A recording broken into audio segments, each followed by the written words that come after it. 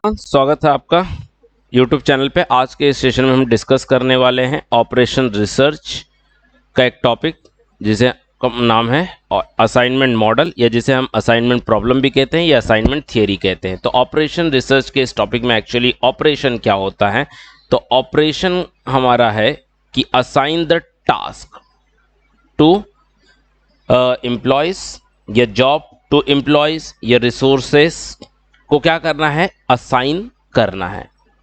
तो अजम्पशंस ये है कि एक रिसोर्स सिर्फ एक ही पर्सन को क्या किया जाएगा, असाइन किया जाएगा, या एक जॉब सिर्फ एक ही पर्सन को असाइन किया जाएगा। तो जब कोई ऑपरेशन कर रहे हैं तो कोई सी ऑपरेशन की क्या होती है, ऑब्जेक्टिविटी होती है, ऑब्जेक्टिव होती है। तो असाइनमेंट मॉडल्स में जो भी ऑपरेशंस कर रहे हैं that is the assignment, okay, या जॉब किसी को एम्प्लॉय को असाइन कर रहे हैं, ये ऑपरेशन है एक्चुअली। तो इस ऑपरेशन की ऑब्जेक्टिव क्या होती है, इस ऑपरेशंस की दो ऑब्जेक्टिव होती है, या तो मिनिमाइज करना होता है या तो मैक्सिमाइज करना होता है। अब बात समझ लेते हैं कि किसे मिनिमाइज करना होता है, किसे मैक्सिमाइज करना होता है। अगर कॉस्ट दिया हो तो कॉस्ट को मिनिमाइज करना होता है, टाइम दिया हो तो टाइम को मिनिमाइज करना होता है। बट अगर सेल्स दी हुई तो सेल्स को क्या करना होता है, मैक्सिमाइज करना होता है। इफिशियंसी होती है तो उसे मैक्सिमाइज करना होता है। प्रॉफिट हो तो भी उसे क्या करना होता है, मैक्सिमाइज करना होता है। तो हमने बात समझ ली कि ऑपरेशन क्या है, assignment of the jobs to the employees और the resources with the objective of minimization and the maximisation.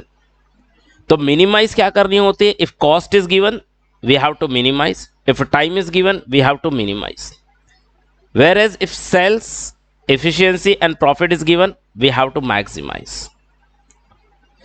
अब नेक्स्ट बात कर लेते हैं कि असाइनमेंट प्रॉब्लम के टाइप्स कौन से होते हैं। तो टाइप्स असाइनमेंट प्रॉब्लम की होती है बैलेंस्ड, ओके। बैलेंस्ड अगर टाइप्स ना करके एक नेचर का है कि असाइनमेंट प्रॉब्लम की एक नेचर होती है कि वो बैलेंस्ड है कि अनबैलेंस्ड है। तो आप कोई भी असाइनमेंट प्रॉब्लम बैलेंस्ड है कि अनबैलेंस्ड, ये कैसे पहचानेंगे, ये पॉइंट याद रख लीजिए, बहुत इंपॉर्टेंट पॉइंट है, आपको एमसीक्यू में भी पूछा जा सकता है। If number of rows in a matrix is equal to the number of columns, rows और कॉलम्स क्या होते हैं आगे बातें डिस्कस करेंगे इसके ऊपर। अगर number of rows equal to number of column है तो वो प्रॉब्लम क्या होता है, बैलेंस्ड होता है। अनबैलेंस्ड क्या होता है, if number of rows is not equal to number of columns. इसका मतलब क्या है, नंबर ऑफ रोज ज्यादा हो से कॉलम से या कॉलम ज्यादा हो रो से। तो इस तरह के जो प्रॉब्लम होते हैं वो अनबैलेंस असाइनमेंट प्रॉब्लम होते हैं। और एक लास्ट है that is the prohibited assignment. Prohibited assignment में क्या होता है, ये बताया जाता है ये कुछ रिसोर्सेस है जो एक पर्टिकुलर एम्प्लॉयज को आप असाइन नहीं कर सकते, ये कुछ जॉब्स है जॉब पे पर्टिकुलर एम्प्लॉयज को असाइन नहीं कर सकते। तो सम असाइनमेंट्स आर बीइंग प्रोहिबिटेड या रेस्ट्रिक्टेड, तो उसे क्या बोलते हैं हम लोग, प्रोहिबिटेड असाइनमेंट प्रॉब्लम बोलते हैं। अब बात कर लेते हैं इस मेथड के नाम का, जिस मेथड से का यूज करके असाइनमेंट की जो क्वेश्चंस है उसे सॉल्व करते हैं या असाइनमेंट का सॉल्यूशन निकालते हैं। उस मेथड का नाम है हंगेरियन मेथड। मेथड का नाम याद रख लीजिए, हंगेरियन मेथड। अब इसे हंगेरियन मेथड क्यों कहा जाता है, क्योंकि ये जो मेथड है ये हंगरी नाम के कंट्री में डेवलप हुई थी। हंगरी नाम के कंट्री में से बनाया गया था, इसलिए इसे हंगेरियन मेथड बोलते हैं। हंगरी नाम की एक कंट्री है जिसकी राजधानी, जिसकी कैपिटल बुडापेस्ट है, तो वहां पर इसे बनाया गया था, इसलिए इसे हंगेरियन मेथड कहा जाता है। अब इसकी अजम्पशंस ये हैं कि एक जॉब किसी एक पर्टिकुलर एम्प्लॉय को ही असाइन किया जा सकता है। अब हंगेरियन मेथड जो है वो मिनिमाइजेशन के प्रॉब्लम्स को ही सॉल्व करने के लिए बनाई थी। तो मैक्सिमाइजेशन के प्रॉब्लम्स को कैसे सॉल्व करते हैं वो भी टेक्निक हमें इसमें सीखनी है कि अगर मैक्सिमाइजेशन का प्रॉब्लम है तो उसे मिनिमाइजेशन में किस तरह से कन्वर्ट करेंगे और फिर बाद में हंगेरियन मेथड से सॉल्व करेंगे।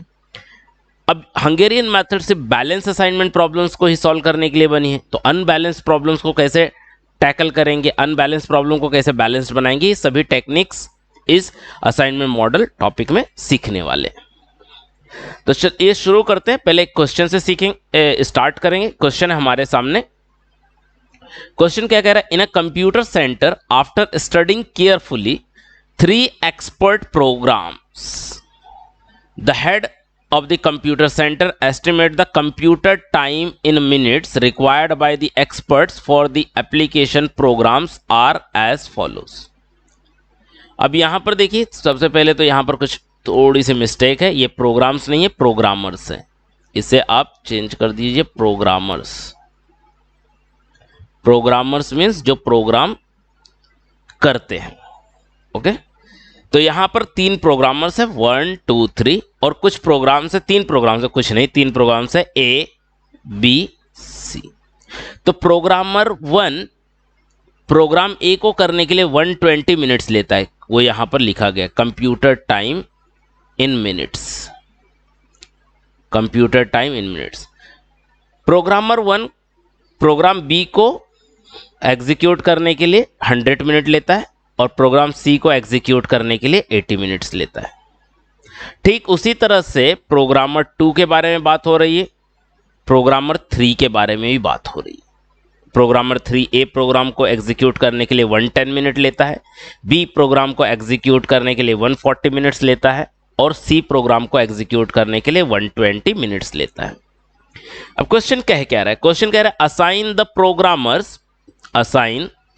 Programmers to programs in such a way that the total computer time is minimum. अब यहां पर तो क्लियर कट बता दिया गया है कि ये प्रॉब्लम क्या है, मिनिमाइजेशन का है। अगर नहीं बताया होता मिनिमाइजेशन का तो कैसे समझते हैं? बात आ रही है किसकी? टाइम की। तो जब भी बात टाइम की आएगी हमें क्या होगा? वो प्रॉब्लम मिनिमाइजेशन का होगा। आई होप आपको क्लियर है।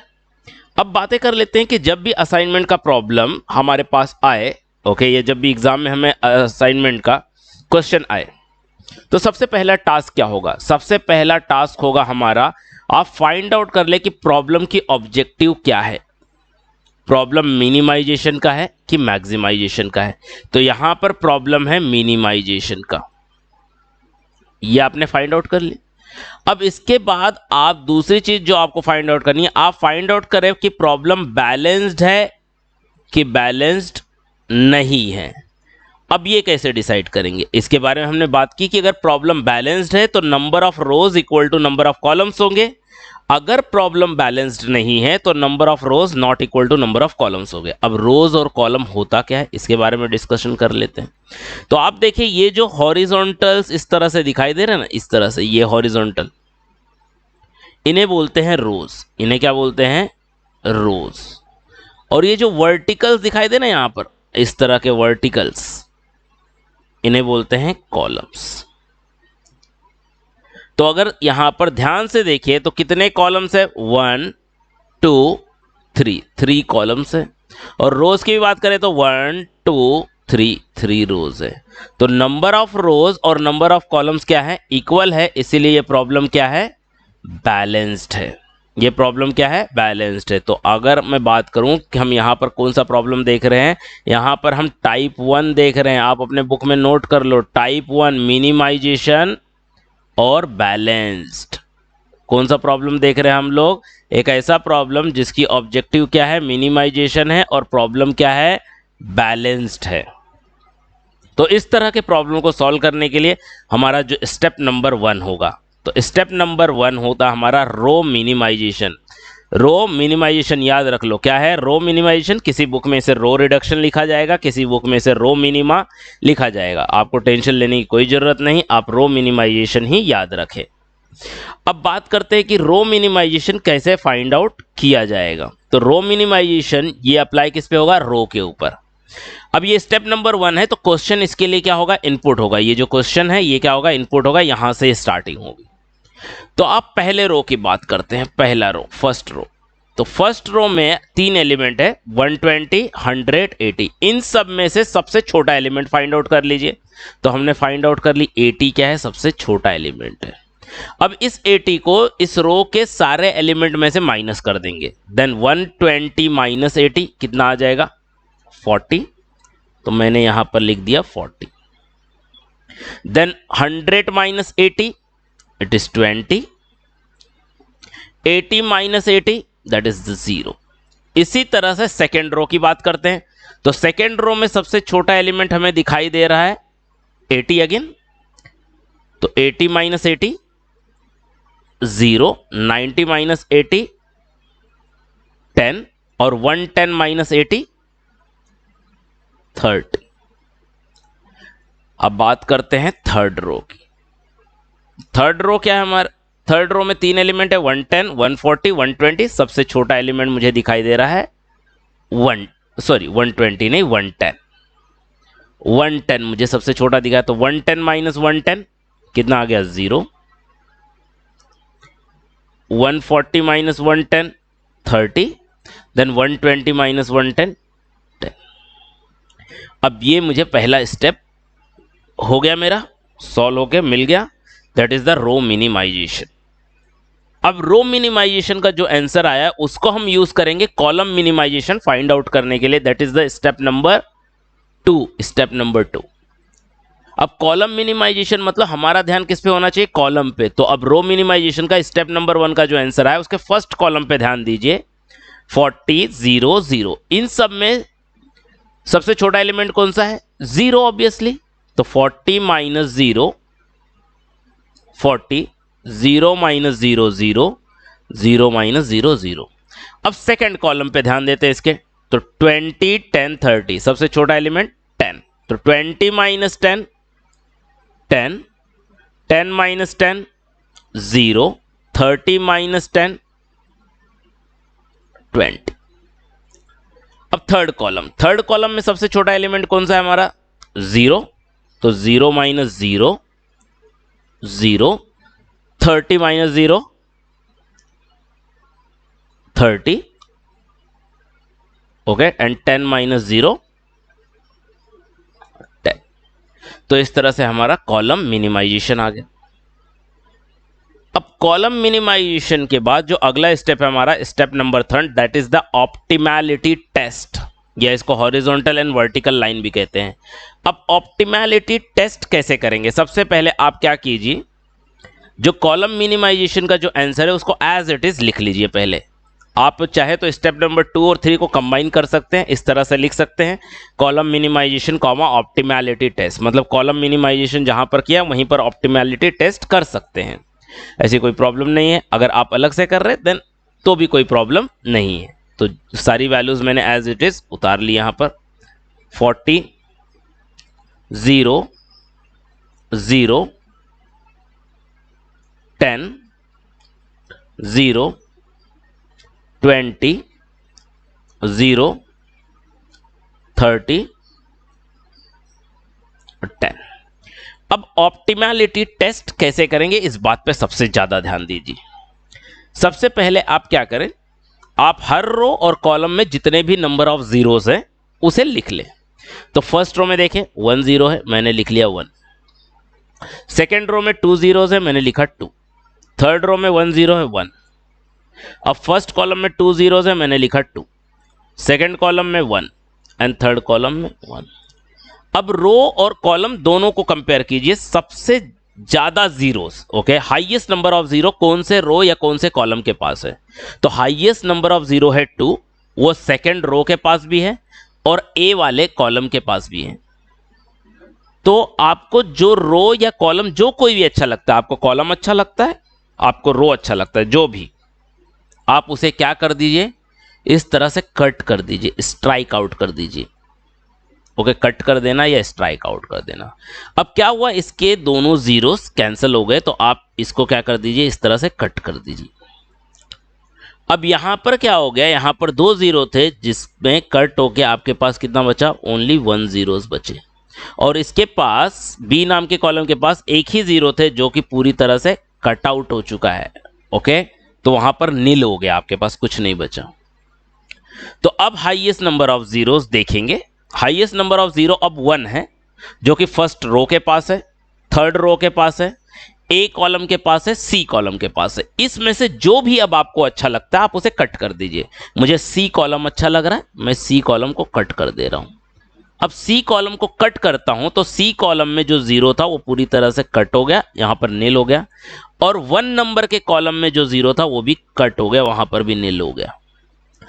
अब देखेंगे हाईएस्ट नंबर ऑफ जीरो कहां पर है और कितने। हाईएस्ट नंबर ऑफ जीरो अब 1 है और कहां पर है, थर्ड रो में है और ए कॉलम में। अब आपको जो भी अच्छा लगता है उसे स्ट्राइक आउट करें। मुझे ए कॉलम अच्छा लग रहा है, मैंने उसे स्ट्राइक आउट कर दिया।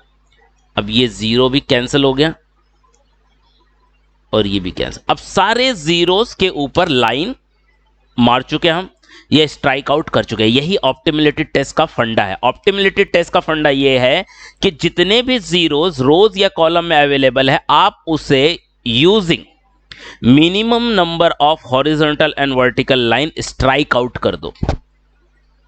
आप हॉरिजॉन्टल एंड वर्टिकल लाइन का यूज करके आपके रोज या कॉलम में जितने भी जीरो हैं उसे क्या करना है, स्ट्राइक आउट करना है। पर आपकी लाइंस क्या होनी चाहिए, मिनिमम होनी चाहिए। तो यहां पर हमने सारे जीरो को स्ट्राइक आउट कर दिया। और ये जो टेक्निक अभी मैंने बताई है कि सबसे पहले आप सभी रोज और कॉलम्स के जीरो लिख दो, फिर आप चेकआउट करो कि किसके पास हाईएस्ट नंबर ऑफ जीरो है, पहले उसे स्ट्राइक आउट कर दो। उसे स्ट्राइक आउट करने की वजह से उस रो या कॉलम के जीरोस तो चले जाएंगे, पर उसके वजह से किसके ऊपर अफेक्ट हुआ है उसको भी नोट करेंगे। इस प्रोसीजर को फॉलो करते हुए, हाईएस्ट नंबर ऑफ जीरो किसके पास है, इस प्रोसीजर को फॉलो करते हुए हम धीरे धीरे सारे जीरोस को स्ट्राइक आउट कर देंगे।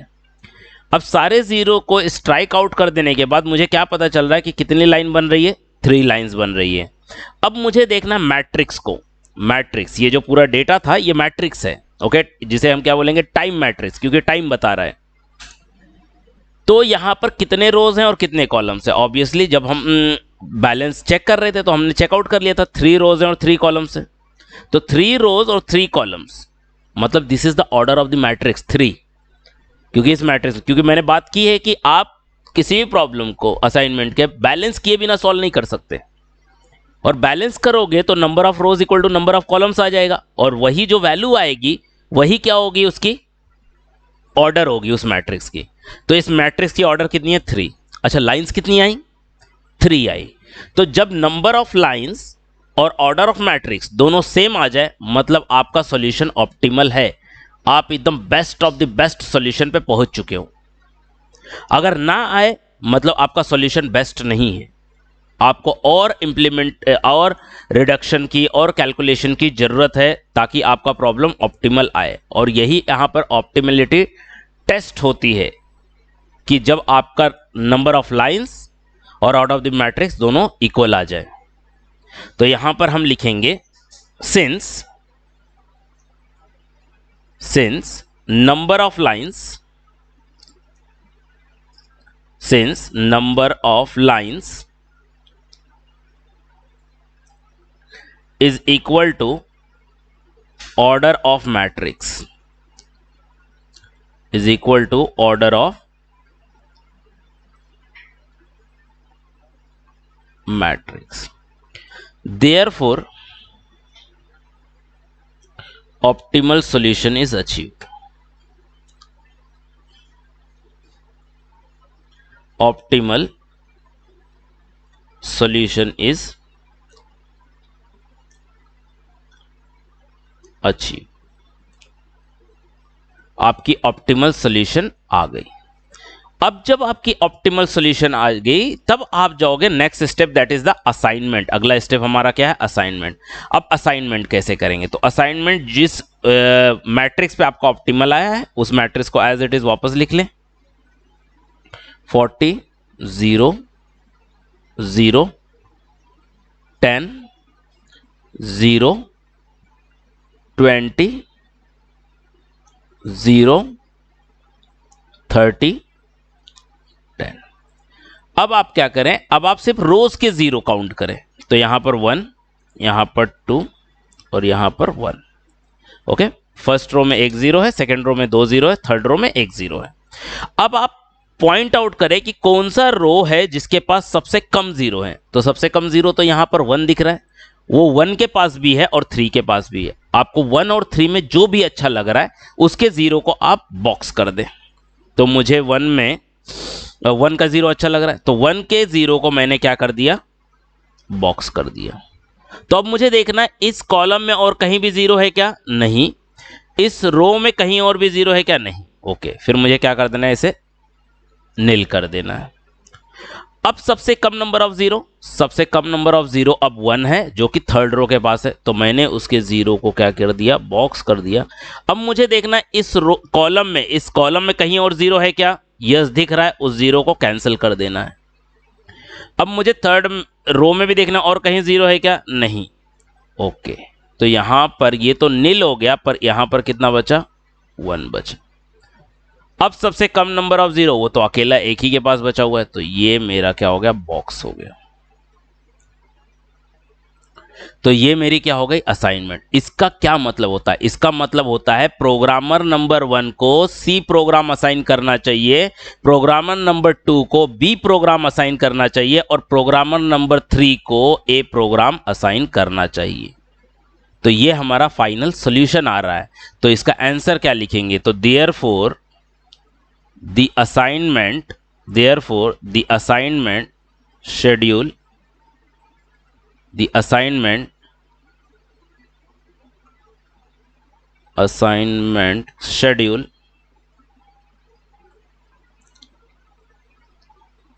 is as follows। क्या है असाइनमेंट शेड्यूल, पहले यहां पर लिखेंगे हम प्रोग्रामर,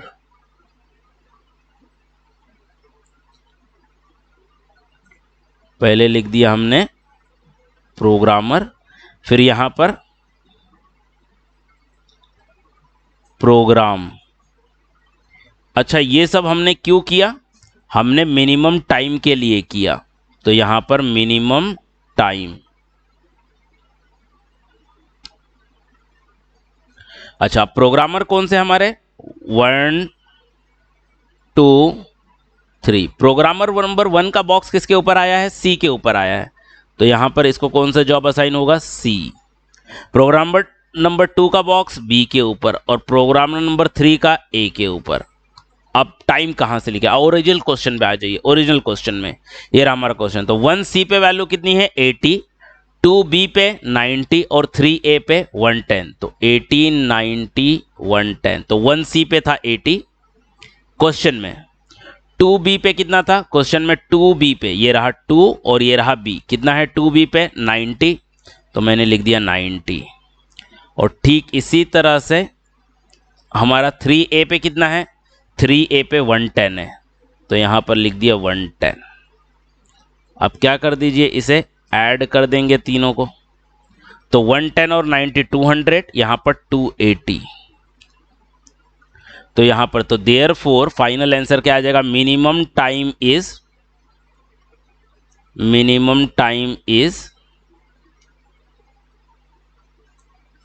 280 मिनट्स।